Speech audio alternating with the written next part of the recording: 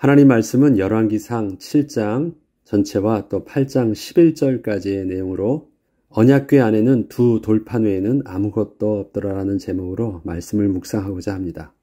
솔로몬이 여호와의 전과 자기의 궁궐을 건축하고 마칠 때까지 걸린 기간은 20년이었습니다. 성경은 성전 건축과 왕궁의 건축이 연결되어져 있음을 계속해서 보여주고 있습니다. 이 내용은 열왕기서에도 기록되어 있지만 역대기서에서도 동일하게 기록되어 있습니다. 언약궤가 성전으로 옮겨지고 성전의 봉헌식이 이루어진 것은 성전의 건축이 마친 후에 이루어졌지만 솔로몬 입장에서는 이스라엘의 모든 건축의 역사는 성전의 완성으로 끝난 것이 아니었고 아직 자신의 왕궁을 건축하기를 마칠 때까지 계속되고 있었던 것입니다. 솔로몬은 성전을 건축할 때 동원되었던 모든 일꾼들과 모든 재료들을 동일하게 왕궁 건축에도 계속해서 사용을 해서 왕궁 건축을 진행하였는데 성전은 7년이 걸렸지만 궁전을 짓는 데는 13년이나 걸렸던 것입니다. 솔로몬은 자기 궁을 짓는데 하나님의 전보다 더 큰 비중과 거의 2배에 가까운 오랜 시간을 투자했던 것입니다. 이러한 솔로몬의 열심은 긍정적으로 보면 성전과 왕궁을 연결해서 지음으로써 서로의 관계를 밀접하게 했으며 신정 왕국의 면모를 갖추게 되었지만 부정적으로 보자면 솔로몬이 무리하게 욕심을 내어 성전 건축보다 왕궁의 건축 소요 기간이 길어져 결국 백성들의 원성을 사는 계기가 되기도 했습니다. 그리고 솔로몬 궁전의 호화로움은 지혜로운 솔로몬이 점점 타락하고 있음을 그렇게 암울한 그림자로 보여주고 있는 것입니다. 성전 건축과 왕궁이 건축되기까지 국가적 규모로 이루어지고 있던 그 대역사는 솔로몬 재위기간 40년 중에서 반을 차지하는 것으로 통치 전반부 20년 동안 계속된 일이었습니다. 물론 솔로몬은 건축과 더불어 왕궁에서 이스라엘을 위한 통치를 이어나갔지만 솔로몬의 마음에 있던 그 관심과 그 집중성은 성전 건축과 더불어 왕궁의 건축에 있었던 것입니다. 사람이 일을 하더라도 그의 머릿속에서 그의 생각하는 모든 관심이 어디 있느냐라는 것은 다른 문제죠. 사람은 그 관심에 따라서 그의 모든 생각과 마음이 집중되어 있는 것입니다. 특히 성전 건축은 7년 만에 이미 끝난 일이었지만 모든 이스라엘 백성들에게는 여전히 건축의 긴장감을 풀지 않게 하였고 왕의 궁전을 짓기까지 더더욱 그렇게 박차를 가하게 했던 것입니다. 성경의 이야기에는 성전을 건축한 후 언약궤를 옮기고 성전 낙성식을 거행하면서 성전에 임하신 하나님의 영광을 자세히 기록하고 있습니다. 또한 성전 낙성식 때 드렸던 솔로몬의 기도는 성경에서 너무도 유명한 기도의 그 내용 중 하나가 될 정도로 아주 진심을 담은 기도이기도 했습니다. 그런데 우리가 여기서 주목해 보아야 할 것이 있습니다. 그것은 하나님께서 솔로몬에게 직접 나타나셔서 말씀하실 때가 2번 있었는데 그 나타나신 때가 언제였냐라는 것입니다. 하나님께서는 시작과 끝에 나타나셨습니다. 그런데 시작과 끝이 언제였냐면 성전을 건축을 시작할 때였고 왕궁을 짓기를 마칠 때였습니다. 그러니까 시작과 끝의 기간이 20년이 걸렸습니다. 하나님은 성전을 짓기 시작할 때 솔로몬에게 나타나셔서 이렇게 말씀하셨습니다. 그것이 열왕기상 6장 12절로 13절에 기록되어 있는데 내가 지금 이 성전을 건축하니 내가 만일 내 법도를 따르며 내 율례를 행하며 내 모든 계명을 지켜 그대로 행하면 내가 내 아버지 다윗에게 한 말을 내게 확실히 이룰 것이요 내가 또한 이스라엘 자손 가운데 거하며 내 백성 이스라엘을 버리지 아니하리라 하셨더라. 그리고 성전 왕궁 건축하기를 마친 후 20년 만에 다시 나타나셔서 이렇게 말씀하셨습니다.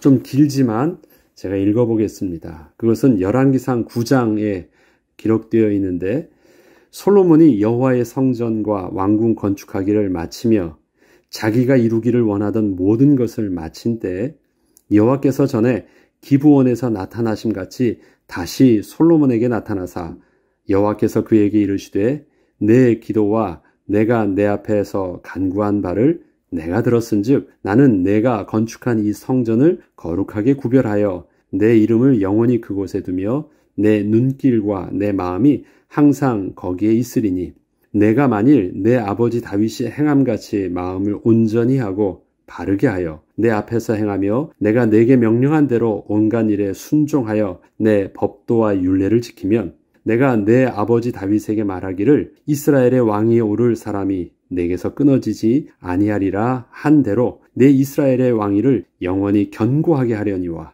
만일 너희가 너희 자손이 아주 돌아서서 나를 따르지 아니하며 내가 너희 앞에 둔 나의 계명과 법도를 지키지 아니하고 가서 다른 신을 섬겨 그것을 경배하면 내가 이스라엘을 내가 그들에게 준 땅에서 끊어버릴 것이요 내 이름을 위하여 내가 거룩하게 구별한 이 성전이라도 내 앞에서 던져버리리니 이스라엘은 모든 민족 가운데서 속담거리와 이야기거리가 될 것이며 계속 이 내용들이 쭉 기록되어 있습니다.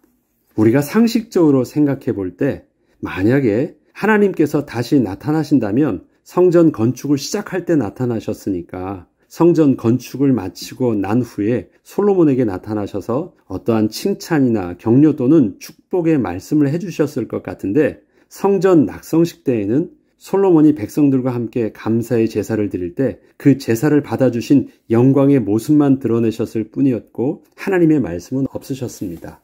성경의 전체 내용을 보면 성전 건축을 하고 이제 오늘 8장에 언약궤로 옮기는 내용이 나오고 성전 낙성식이 나옵니다. 그때 제사를 드릴 때 하나님의 영광이 막 임하는 것들을 보거든요. 하나님의 응답되어지는 것을 봅니다.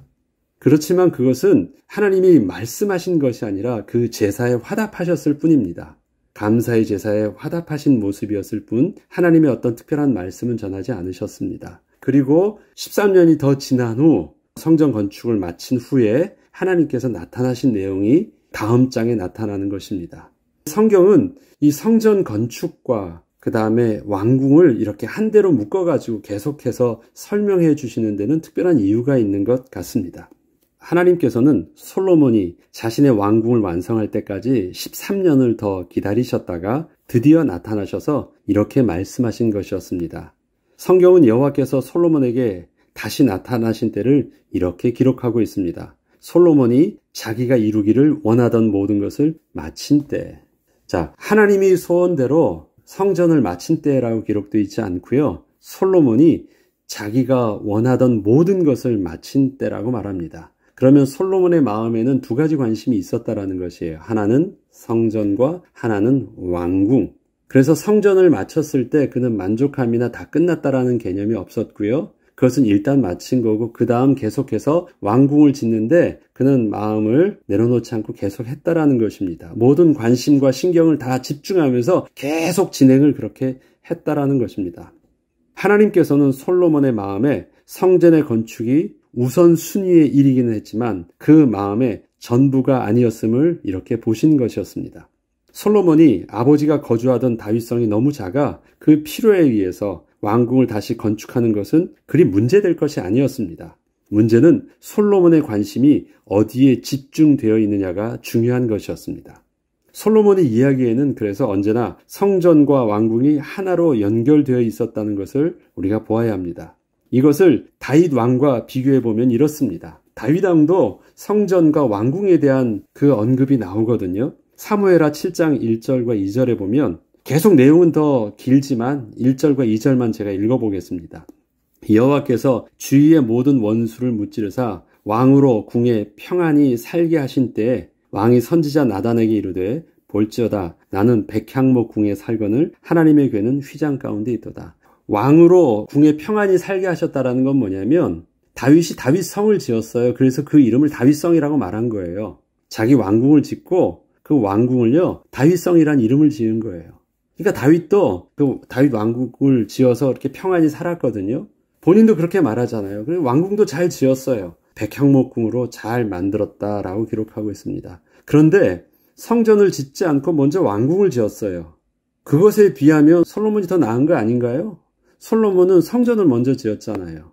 그렇게 비하면 우선순위는 솔로몬이 더 먼저 있던 것 같은데 다윗은 급한 대로 자기가 짓는 다윗성을 지었지만 그 마음 중심에 무엇이 있었냐? 이것이 아니라는 것이에요. 너무 미안한 거고 이러면 안 되는 것을 알아가지고 하나님의 성전을 짓고자 한 것입니다.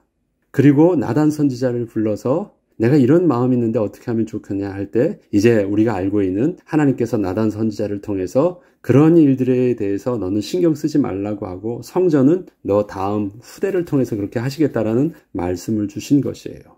겉으로 보면 솔로몬이 더 우선적으로 자기 것보다 하나님 것을 더 먼저 한 것처럼 보였지만 실질적으로 그 마음의 중심에 하나님을 향한 하나님을 모신 그 마음의 중심은 누가 더 온전했고 누가 더 집중되어 있느냐 볼 때 그것은 다윗이었습니다.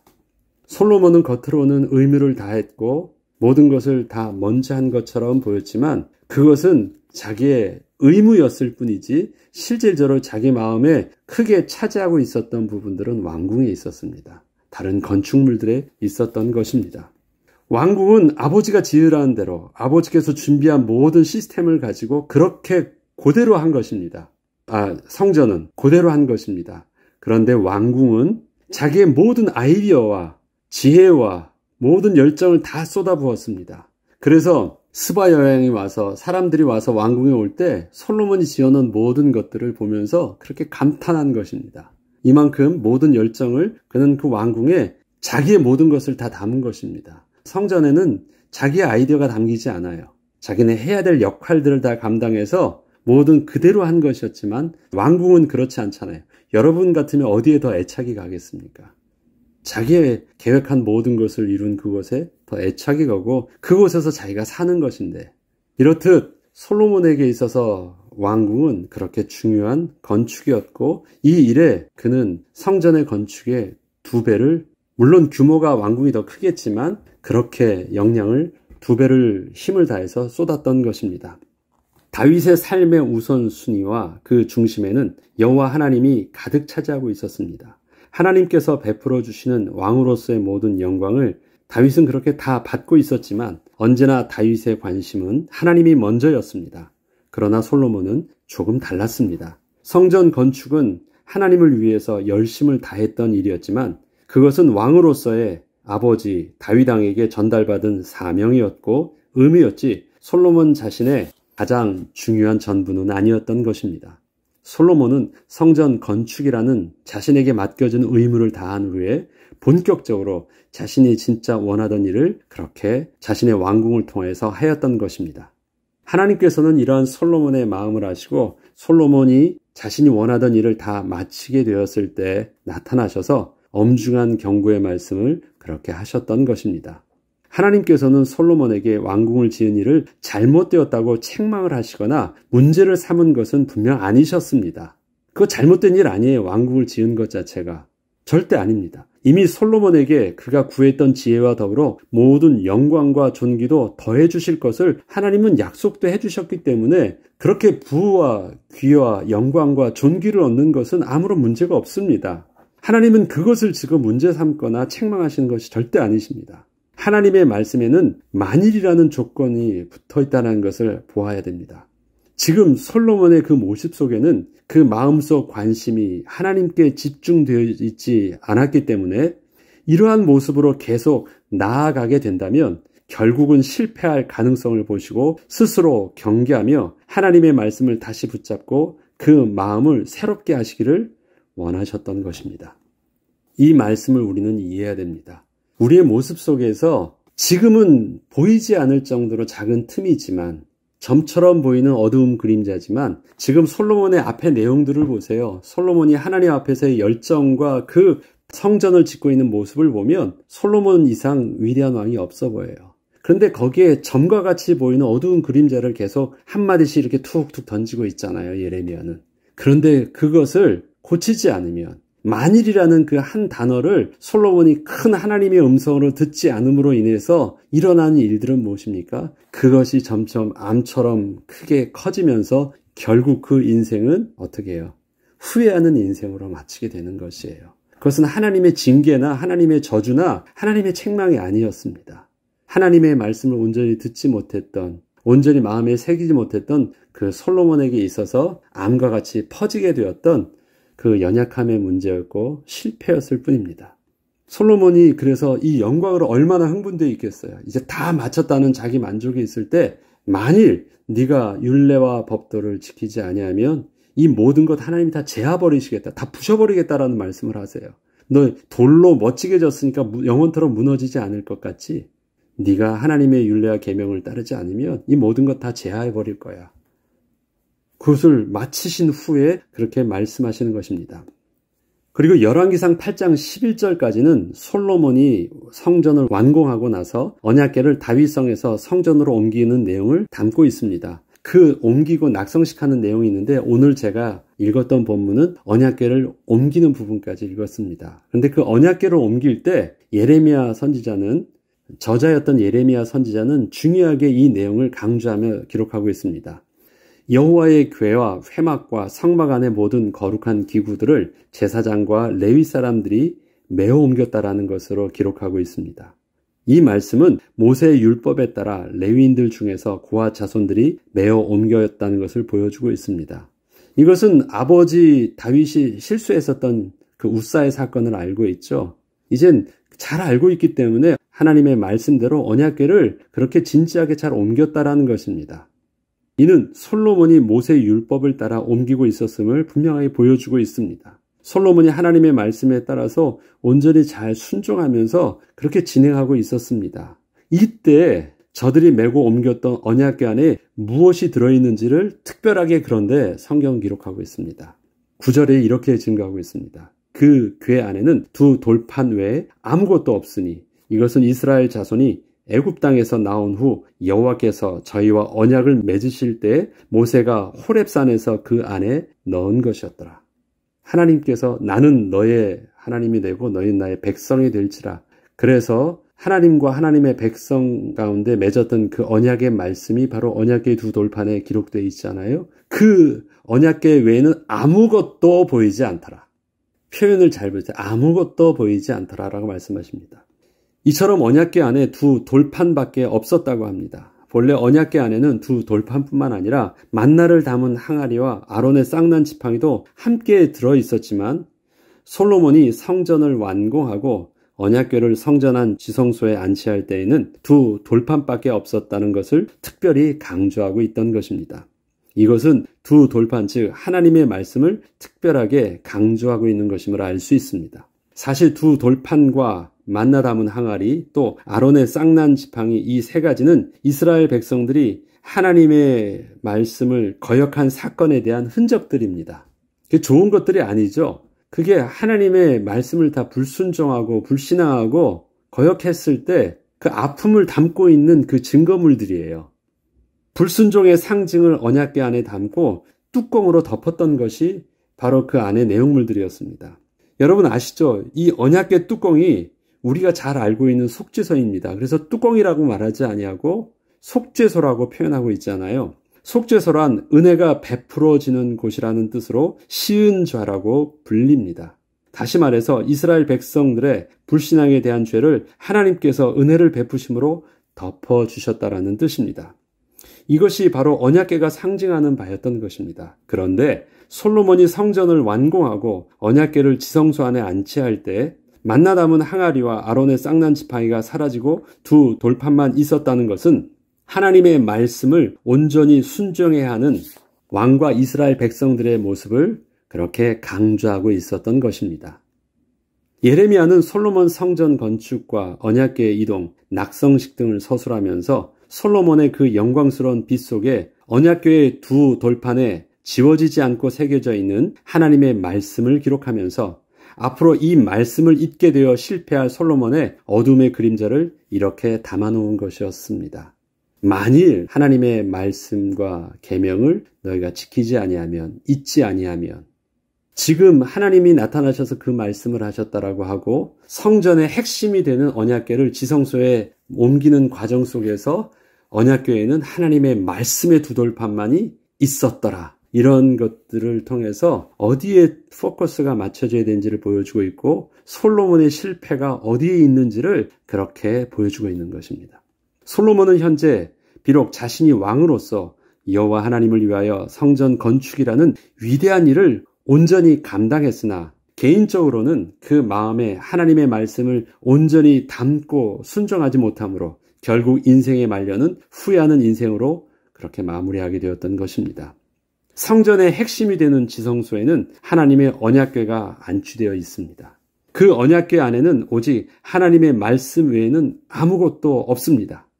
만약에 솔로몬과 이스라엘 백성이 그 언약궤 안의 말씀에 온전히 순종하지 않게 된다면 성소는 의미 없는 건물이 되고 말 것입니다. 하나님의 말씀이 지켜지지 않는 하나님의 언약궤 안에 두 돌판은 의미가 없는 것입니다. 하나님의 말씀이 기록되어 있는 돌판 자체가 능력이 있거나 소중한 거나 거룩한 것이 아니라 하나님의 말씀이 기록되어 있다는 것입니다. 말씀이라는 것은 돌판은 기록되어 있는 그냥 돌덩어리지 실제적인 것은 무엇입니까? 그 말씀의 내용입니다. 그 내용을 하나님의 음성으로 듣고 이스라엘 백성이 순종을 할 때 그 돌판은 거룩한 돌이요 하나님의 말씀으로 말씀이 그곳에 계속해서 거하고 있는 것입니다. 그러나 아무리 언약궤 안에 돌판이 그렇게 잘 보관되어 있다 할지라도 그 기록되어 있는 말씀에 순종하지 못한다면 그 돌판은 아무런 가치가 없는 것입니다. 그러면 그것에 하나님이 계시지 않은 것이고 그렇다면 언약궤를 보관하고 있는 성전 또한 의미가 없는 것입니다. 그래서 성전은 어떻게 됩니까? 결국은 무너지게 되는 거예요. 우리는 하나님의 언약궤를 보관하고 있다. 그것을 통해서 이스라엘 백성들은 자신감이 있어서 절대 언약궤가 보관되어 있는 이 성전은 무너지지 않을 것이야.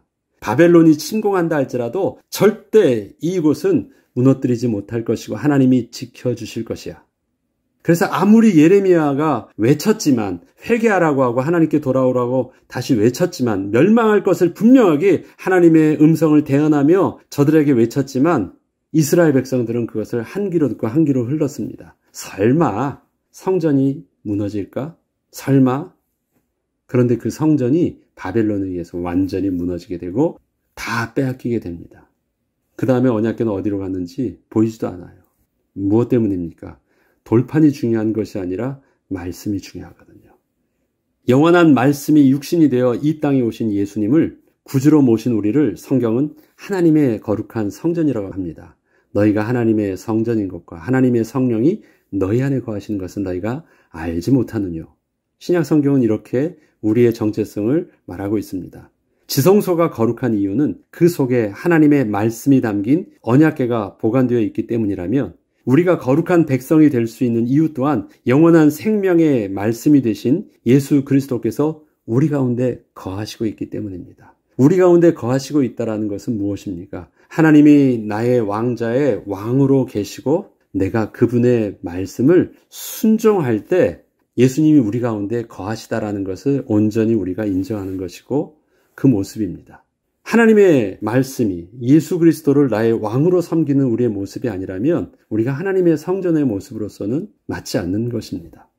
오직 예수님만이 우리의 삶의 중심으로 온전히 가득 채워지게 될 때 하나님께서는 우리에게 이 모든 것을 더해 주신 축복을 온전히 누리게 하여 주실 것입니다. 솔로몬은 겉으로는 맞았지만 하나님인 그 마음의 중심을 보시고 그 중심을 보시는 하나님께서는 솔로몬의 그러한 하나님을 향한 열심 있는 헌신 속에 한 구석의 마음은 그래도 조금은 답답하셨습니다. 잘했어. 이것이 너에게 복이 될 거야. 계속해서 이 마음을 잃지 않으면 복이 될 거야. 참 잘했어. 그런데 만약에 네가 이것을 잃게 되면 너 큰일 날 거야. 하나님께서 솔로몬에게 두 번째 나타나셔서 하셨던 그 말씀의 표현들을 저와 여러분이 깊이 새겨야 될 것입니다.